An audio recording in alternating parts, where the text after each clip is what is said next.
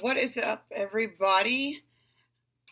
This is my first live, so I don't know exactly how it's going to go, but here we are. So,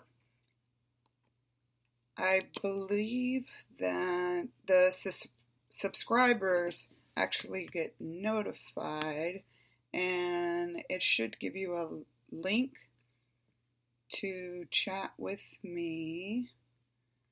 Either way, let's get into it. So today we're going to talk about parenting kids these days. I always, hold on, I'm always doing the most. Checks it was needed. All right, so let's jump right in. I'm a busy person, but let's talk about parenting right now in the year 2022. So I got pregnant whenever I was 17. I was single and homeless. Literally brought my daughter home in a carrier that my cousin was nice enough to, let me turn my volume down just a little. There we go. My cousin was nice enough to buy, because they don't let you take babies home or put them in the car unless you have the correct car seat and carrier and all that. So anyways, I take her home to a garage that is owned by my mom's friend, like literally fucking homeless, with a baby, and I did everything. I worked multiple jobs. I went and, what Generation X will know, me and my brother would go hit licks every day. I was connected in the drug business because of my father. So my firstborn ended up being very bougie. I love her with all my heart, even though we'll get to that in a minute. She was allergic to everything, and she was so freaking cute, and I always wanted a really big family, and it's taken me 2 weeks to finally put the words together to understand, to help y'all understand what I believe a lot of parents go through. I did it to my parents. However, my parents deserved the way I treated them, and I didn't deserve to be treated the way I was.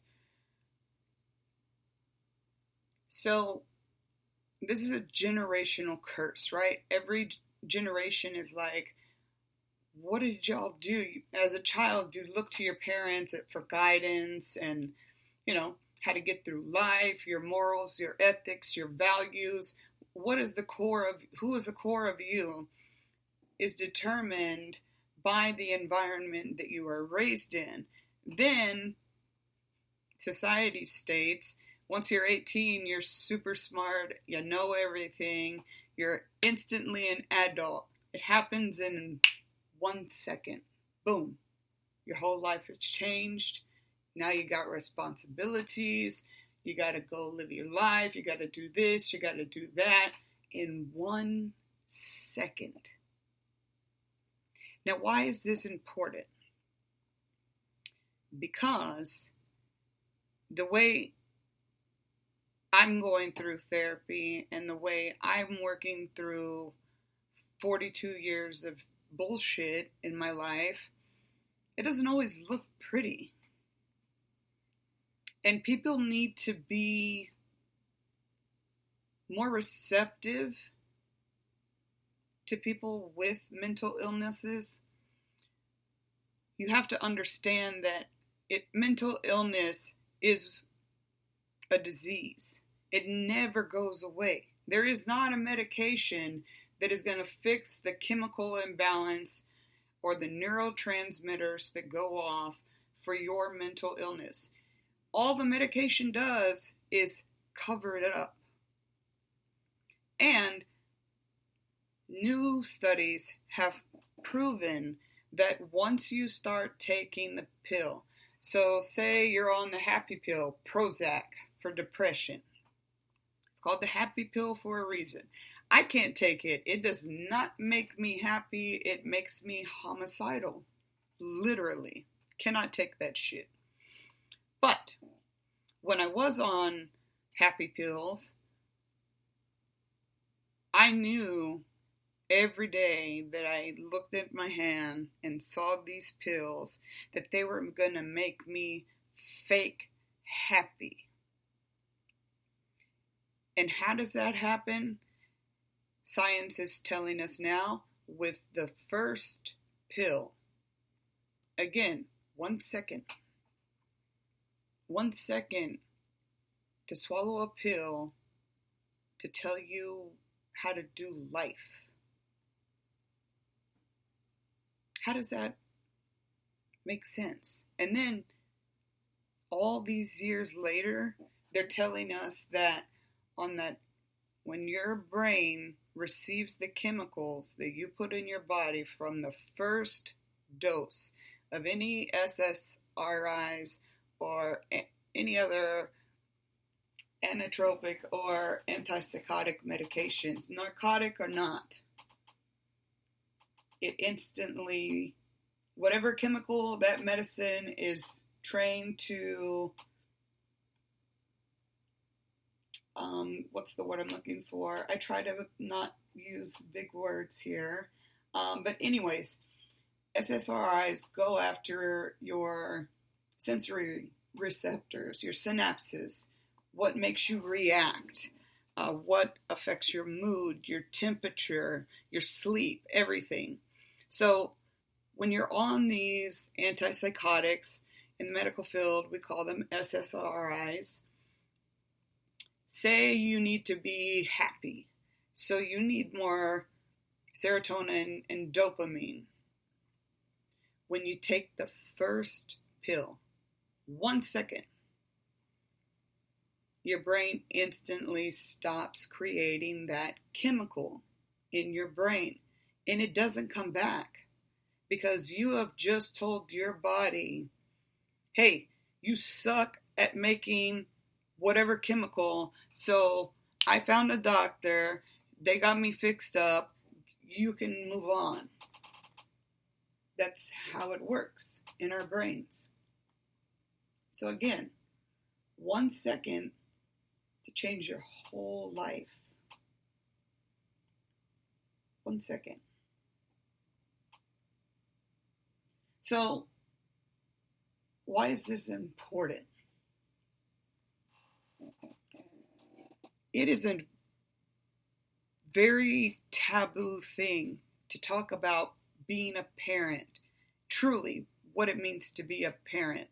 And I'm sorry, I know that people love their pets as children and they're cool with having fur babies. That's awesome stuff. But I'm talking about parents that have little human monsters.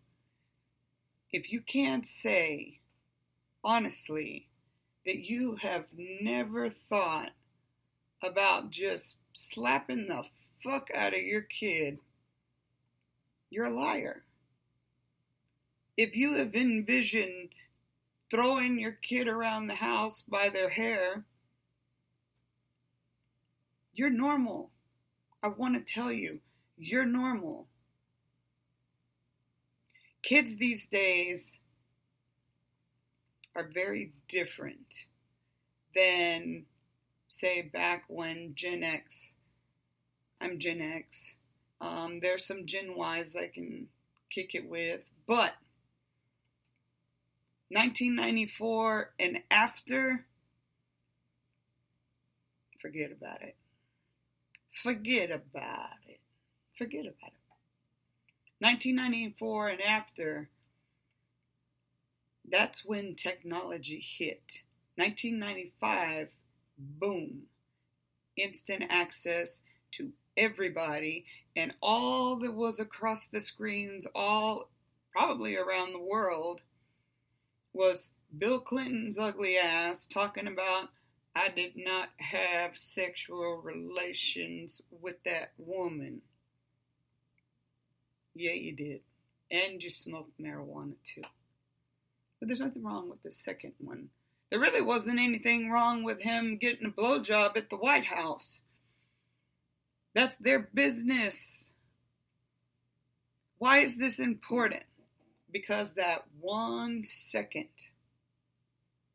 tarnished their whole lives. It tarnished their marriage, tarnished Chelsea, but in my opinion, she was born that way. Anyway, 1 second, wipe away your whole fucking career. Again, why is this important? Why am I harping on 1 second things? I'm giving y'all examples because I'm about to tell you a story about being a motherfucking parent and not letting your kids tell you what to do. I don't care. My kids know. And I have slapped my kids. I don't care. I'm old school. You will respect me. You will respect your elders. And I just jumped my daughter's ass the other day because she yelled at my brother. He came up here to be his goofy self and lighten what he could hear all the way downstairs. Was a fueled conversation. Very fueled. And, Madison is my firstborn. That's my baby girl. And we like to include her on things. So she was on FaceTime and listening to all this stuff go back and forth. We're all fighting about something. I don't even remember what it was, really. But it escalated. We were having an intervention about my youngest daughter, who she just turned, 14? Yep. She is very much like me, and I really don't want that life for her. She obviously doesn't want it for herself. My mouth gets me in trouble still to this day. But I use the word bitch, hoe, cunt, motherfucker, son of a bitch, pussy ass. I say all kinds of shit. I don't think about it. It just falls out. I've never had a filter.